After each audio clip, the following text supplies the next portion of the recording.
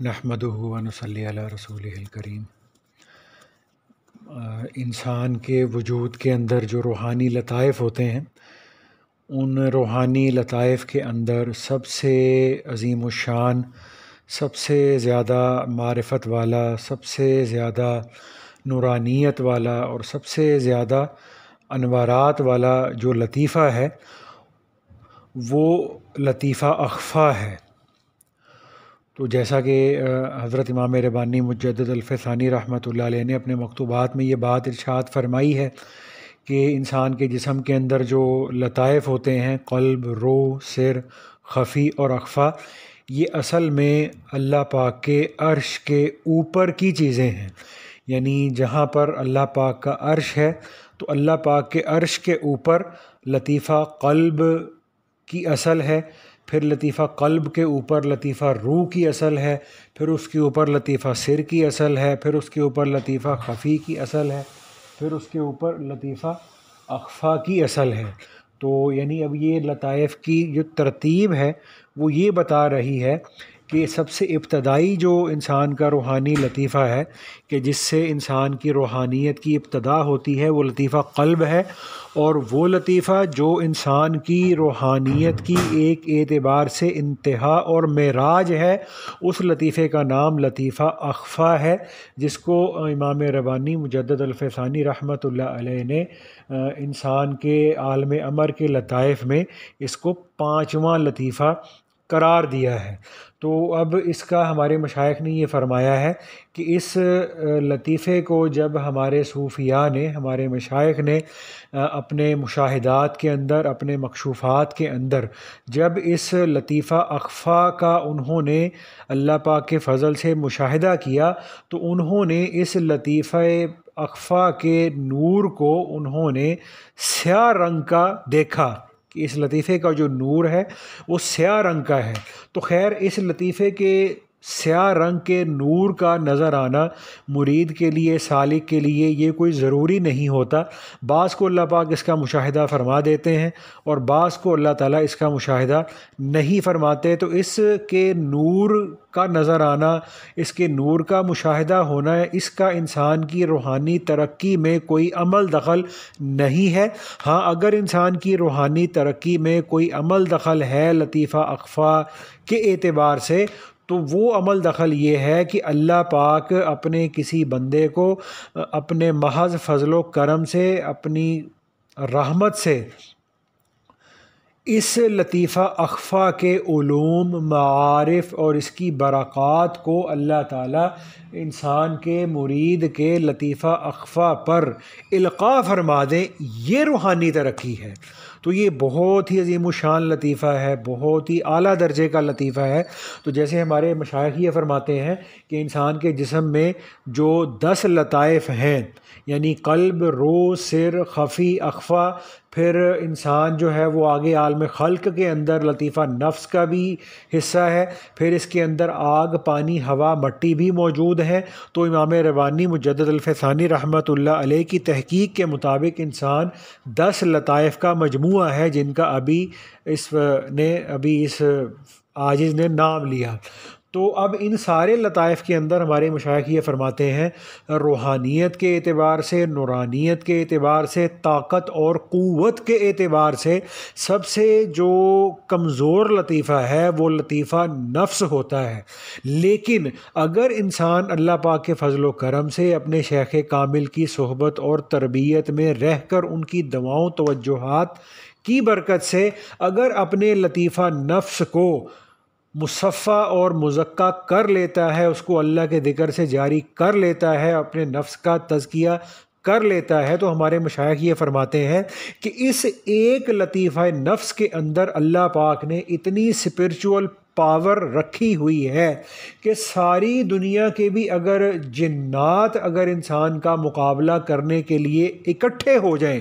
1 2 4 5 10 جنات نہیں، اگر ساری دنیا کے جنات بھی اگر انسان کا مقابلہ کرنے کے لیے اکٹھے ہو جائیں تو ساری دنیا کے جنات کی طاقت اور قوت وہ کم ہے، اور ایک لطیفہ نفس کی جو طاقت، قوت، نورانیت اور اس کے اندر جو ایبیلٹی اور اسپرچویلٹی ہے وہ زیادہ ہے۔ تو ہمارے مشایخ یہ فرماتے ہیں کہ لطیفہ نفس قوت طاقت کے اعتبار سے سب سے ہلکا لطیفہ ہے،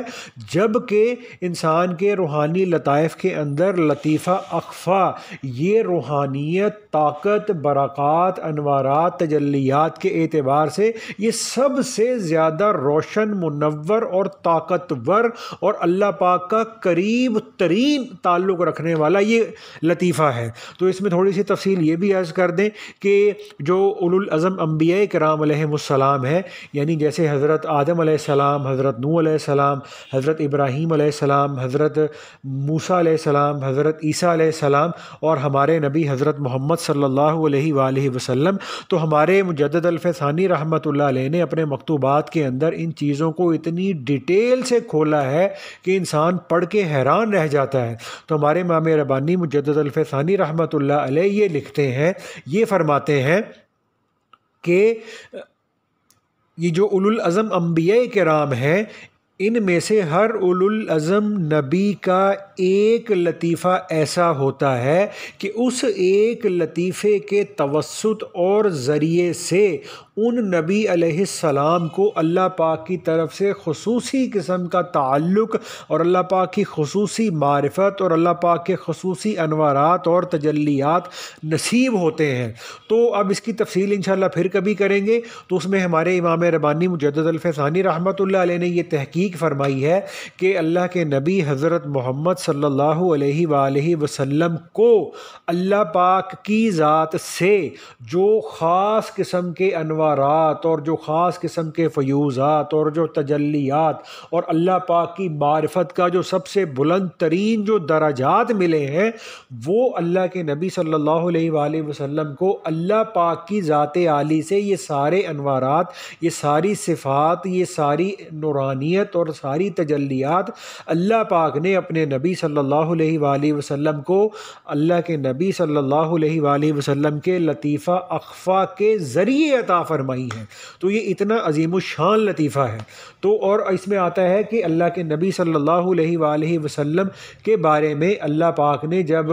معراج کے سفر کا ذکر فرمایا تو اللہ پاک نے اپنے نبی صلی اللہ علیہ وآلہ وسلم کے لیے معراج کے سفر کے لیے تشریف لے جانے کے وقت میں ان کے محمد نام کو ذکر نہیں کیا، احمد نام کو ذکر نہیں کیا، مبشر نام کو ذکر نہیں کیا اور نذیر نام کو ذکر نہیں کیا۔ کس لفظ کو ذکر کیا؟ سبحان الذی اسری بعبدہ، کہ پاک ہے وہ ذات جو لے گئی اپنے بندے کو۔ تو اس میں ہمارے حضرات صوفیہ یہ فرماتے ہیں کہ روحانیت کے مقامات میں، تصوف و سلوک کے مقامات میں سب سے جو بلند ترین مقام ہے وہ مقام عبدیت ہے، وہ تواضع کا مقام ہے، وہ عاجزی کا مقام ہے، وہ فنائیت کا مقام ہے۔ اور چونکہ اللہ کے نبی صلی اللہ علیہ وآلہ وسلم تمام انبیاء کرام سے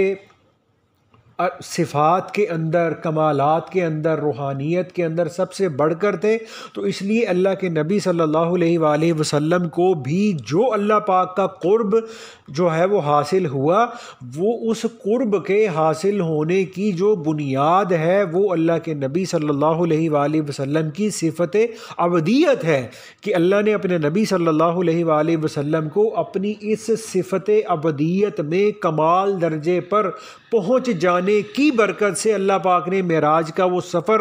جو ہے وہ عطا فرمایا، جو اللہ پاک نے پچھلے انبیاء میں سے کسی بھی نبی علیہ السلام کو نصیب نہیں فرمایا۔ تو یہ جو معراج کے سفر کی جو دولت اور جو نعمت حاصل ہوئی وہ اسی لیے حاصل ہوئی کہ اللہ کے نبی صلی اللہ علیہ وآلہ وسلم نے اپنے آپ کو ابدیت میں ترقی دی، ابدیت کے کمالات کے اندر، ابدیت کی صفت کے اندر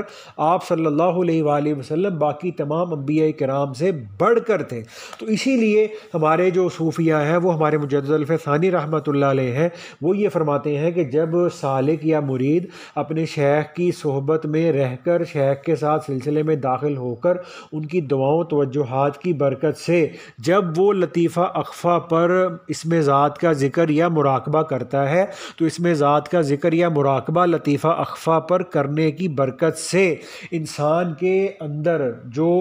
تکبر ہوتی ہے، جو بڑائی ہوتی ہے، جو غرور ہوتا ہے، جو اپنی ذات کے بارے میں عجب ہوتا ہے، جو دوسرے مسلمانوں، انسانوں، مخلوقات کے بارے میں حقارت اور ان کے چھوٹا ہونے کے جو جذبات اور خیالات اور جو سوچیں ہوتی ہیں، تو اللہ پاک لطیفہ اخفیٰ پر اس میں ذات کا ذکر مراقبہ کرنے کی برکت سے انسان کے اندر سے یہ تکبر، عجب اور اس طرح کی جو بیماری ہے، جو سب سے بڑی روحانی بیماری جو تکبر ہے، جو عجب ہے، جو دوسروں کو حقیر سمجھنے کی بیماری ہے، اللہ پاک اس کو اپنے خاص فضل و کرم سے ختم کر دیتے ہیں۔ تو یہ لطیفہ اخفیٰ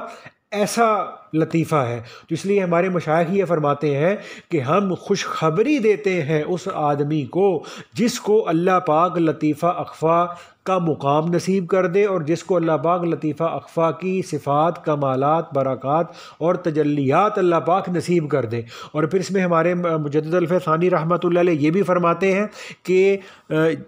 ولایت کے بھی 5 درجے ہیں۔ سب سے ابتدائی درجہ ہے لطیفہ قلب کی ولایت، دوسرا درجہ ہے لطیفہ روح کی ولایت، تیسرا درجہ ہے لطیفہ سر کی ولایت، چوتھا درجہ ہے لطیفہ خفی کی ولایت، اور پانچواں اور سب سے بلند ترین درجہ ہے لطیفہ اخفیٰ کی ولایت۔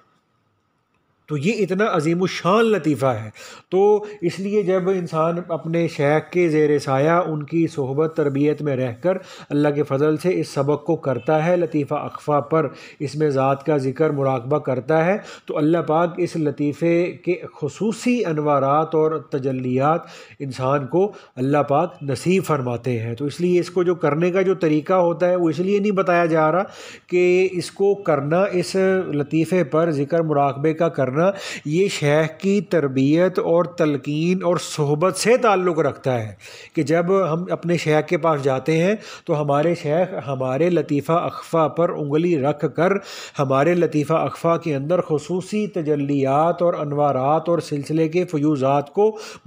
ٹرانسفر کرتے ہیں، تو جس کی برکت سے اللہ کے فضل و کرم سے اس لطیفے پر جو زنگ، ظلمت، سیاہی ہوتی ہے، اللہ پاک اس کو دور کر دیتے ہیں، اور اللہ پاک کے عرش کے اوپر جو اس لطیفہ اخفیٰ کا جو اصل مقام ہے، جو اللہ پاک کی ذات کے انتہائی قریب ترین ہے، تو پھر اس لطیفہ اخفیٰ کے عرش کے اوپر کے مقام سے انسان کے جسم کے اندر جو لطیفہ اخفیٰ کا مقام ہے، اس مقام پر اللہ پاک کی طرف سے تجلیات کا نزول اللہ کے فضل سے شروع ہو جاتا ہے۔ تو اللہ پاک ہمیں اس لطیفے کی کامل برکات، انوارات اور نورانیت نصیب فرمائے۔